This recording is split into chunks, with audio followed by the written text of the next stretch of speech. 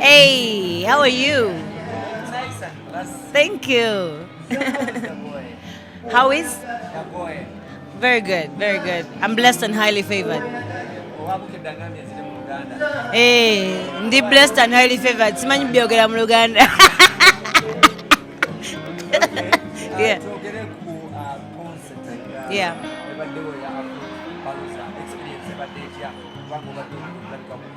Yes. Ndowooza egenze bulungi. Abawagizi bange mbawulidde leero. So, nyumiddwa nnyo. Are you officially back in music? Of course. Tunakulya my new single.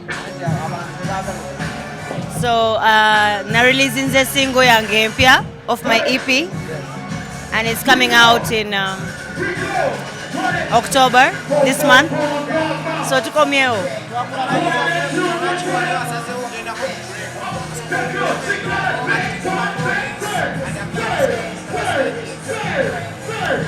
Ekiseera ekimu obanga olina okwetendekanyanga ng'omuntu nga tonakudda mu bantu kubanga eri abantu nabyo bingi, so nga ggwe olina okwetereeza osobole okuwa abantu ekintu ekituufu.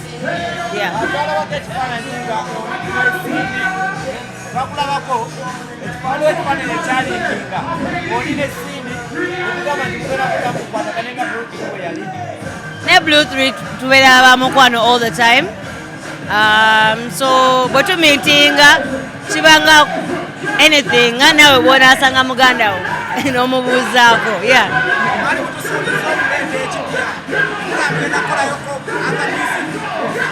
Tetwabasuubiza tolimba twababuuza mbuno musobola okwagala Bluetooth reunion, abantu ne basanyuka ne bagamba bambi mukireete. So nave netukirowoozaamu, so well, I will tell you when there's something to tell you.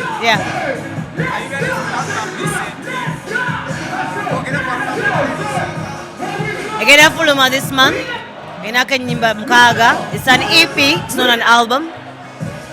Olimbo lwasooka twalufulumya like about 2 weeks ago. And so far so well, video tugenda gifulumya nayo. So mbayise ku party.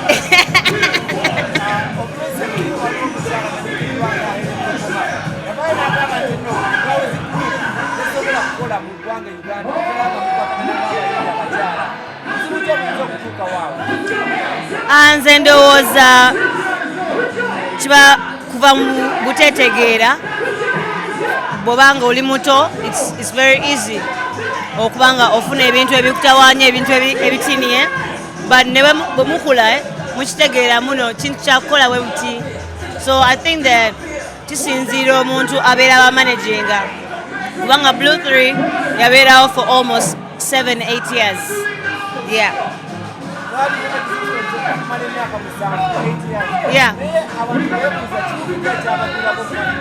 Ate katuddeyo mu pasti.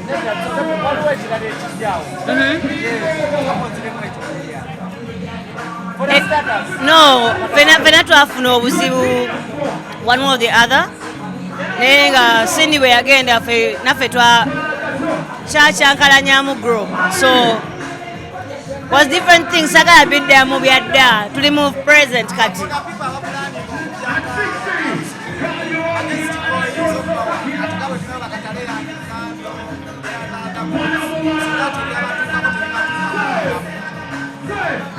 Kyensobola bagamba maybe bamanye mbuno group yakola sente si yakuba bamukwa sometimes, but you don't have to be friends to make money. All you have to do is understand what both of you want, what is your vision, kiki kye mwetaaga okulaba muno nga kivuddeyo.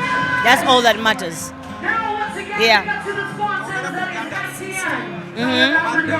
Yes.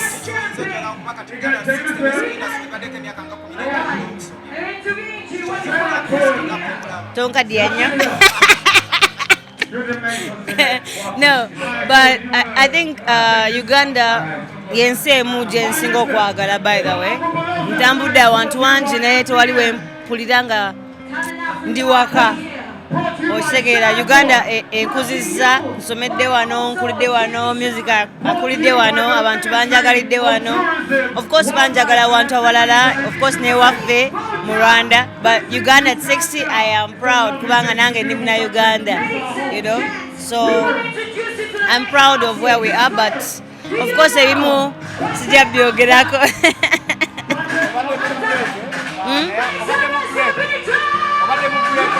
Yes. Mbasanyukidde. Nze I'm not competing with nobody. I'm Lilian Mbabazi. Yeah. That's all. Yes. Thank you.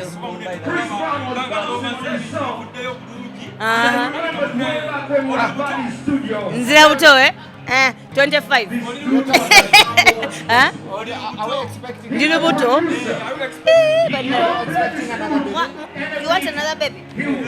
For who? For who? Which husband? When I get him. Just omukwano sisi enjiriko kati. Nimukola kulabirira abaana bange. Wanji?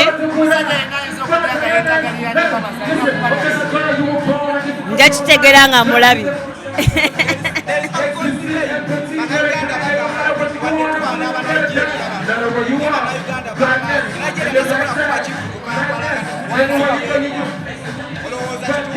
No. Wirinwaji yakola show wano yajuza Azawi yakola show yajuza you know tulekerawo okuteeka Abannayuganda wansi Abannayuganda ebigambo bye bateeka emabega Omunnayuganda akuba show abantu wano Uganda batusupportinga so aba media maybe mulekerawo bateeka wansi bagambe musobola kikuba okusinga ne bali kuba tubasinga ebiseera ebisinga okitegeera Aba Nigeria, they have more promotion, more visibility. Nenga wana Uganda abana bayimba bulungi, abana bakola bulungi. So, faba ino bawagira, tubagambe.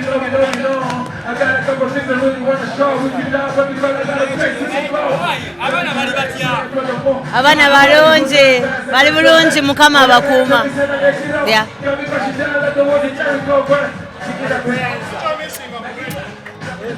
Totandika